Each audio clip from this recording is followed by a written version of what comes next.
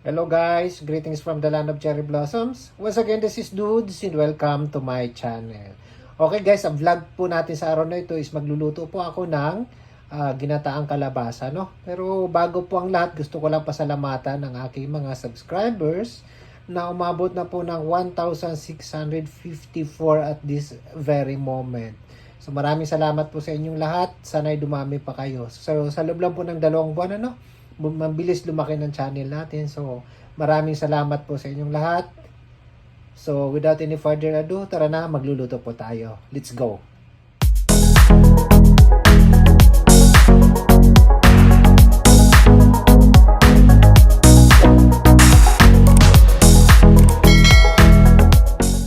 So, ito guys, ito po yung sangkap natin. Una-una, kalabasa. Iniwan na natin. Tapos, gagamit tayo ng karne ng baboy.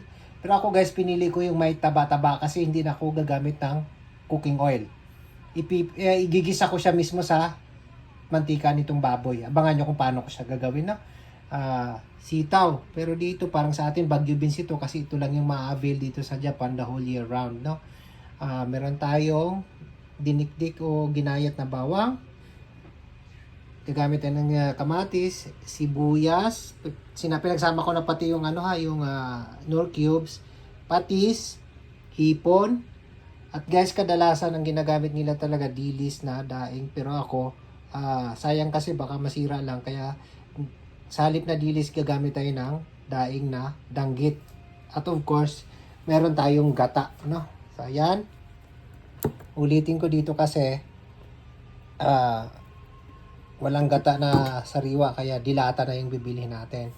So ayan, without any further ado, magluluto na po tayo. So ayan guys, nagpainit na tayo ng mantika. Ito guys, ganito ang ginagawa ko. No? Ayan, palalabasin ko yung mantika ng baboy na ito. Ito na, wala na tayong cooking oil na gagamitin. Ito lang. Iano natin siya, igisa natin sa sarili ng mantika. Okay? Medyo matagal-tagal po ito. Ano na natin siya hanggang sa lumabas yung mantika. So ayan guys, no? Ang ganda ng kawali natin kasi hindi siya dumidikit. Ready to tipal, no? So ayan. Kita ninyo, wala akong ginamit na cooking oil pero sa kusang lumalabas yung mantika galing sa baboy, karne ng baboy natin. Ayan. Ganito ako kahit magluto ng ampalaya. Basta may halong baboy, karne ng baboy, yung may taba-taba ang pinipili ko para hindi na ako gagamit ng cooking oil. Ayan, di ba? Sagana sa mantika. So ayan, igisa na natin itong bawang. Di ba?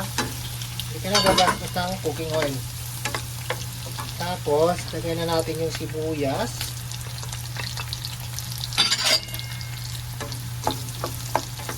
Lutuin na natin ang kunting sibuyas, saka natin idagdag yung kamatis ha.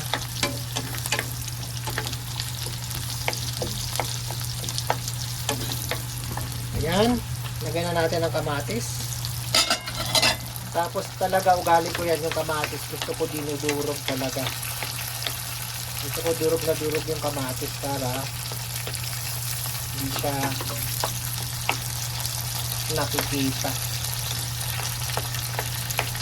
Ayoko yung yung nakikita mong bobo pa yung kamatis na nato-turn off ako. Parang yung lolo nyo, no? So, anuin muna natin hanggang sa madurog yung kamatis nyo.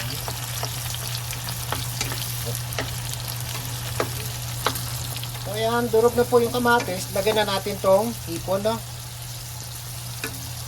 Kaya ako magluto kasi paano? Ako talaga maraming sangkap. Total, ikaw din naman ang kakain yan eh. Nang titirin. Natanlis kapos ka sa budget. Na tayo magagawa doon. Kailangan natin ano. Pero kung mayroon din, kung kaya din lang naman, bakit kailangan mo pang tipirin, di ba? So, kailan natin magbago yung kulay ng hipon. Saka natin ilagay yung pampalasa natin patis o fish sauce. Saka natin ilagay ang gata. So ayan na, bago na, naging orange na rin ang kulay ng hipon natin. Lagyan na natin tong patis. Ayan. para sip niya yung lasa. Saka natin ilagay yung gata. Okay?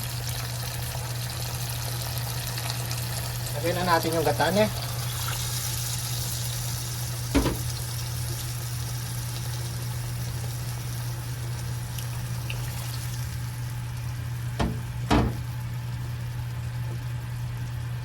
Tapos ilalagay ko na rin ang Knorr cubes. Pakuluan lang natin ng konti para ilagay natin yung yung ating kalabasa. Tayo natin kumulo Okay? So ayan, kuluan na Lagay na natin kalabasa tapos pakuluan natin Saka natin ilagay yung sitaw. Ako guys, kasi ulitin ko, madalas kong binabanggit ito sa pagluluto ko. May kanya-kanya pamamaraan tayo ng pagluluto. Ako kasi pag nagluto nitong kalabasa na ginataan, gusto ko kulang na lang madurog yung kalabasa kasi sarap na sarap ako yung mo talaga malalasan yung linamnam ng kalabasa. Ayan, pakuluan natin yan hanggang sa malapit ng madurog yan ha. Okay? So ayan malapit ng nagkulay dilaw na siya. So malapit na madurog yan. Lagyan na natin yung sitaw. Isama na natin yung daing na danggit ha, para lumambot siya kasi matigas yan So ayan, lagyan na natin yung danggit. Marami pa yan dun sa ref. Kukunti lang nilagay ko, baka umalat. Ayan, luto natin ng mga 2 to 3 minutes. Okay? Diba? Ayan. Okay? So ito na po guys, yung ating ginataang kalabasa. Hindi na natin kainin siguro ito. Luto na. So halos madurog na yung kalabasa natin. Okay? So guys, ito na po yung ating ginataang kalabasa. Sana ay nagustuhan po ninyo ang video natin sa araw na ito.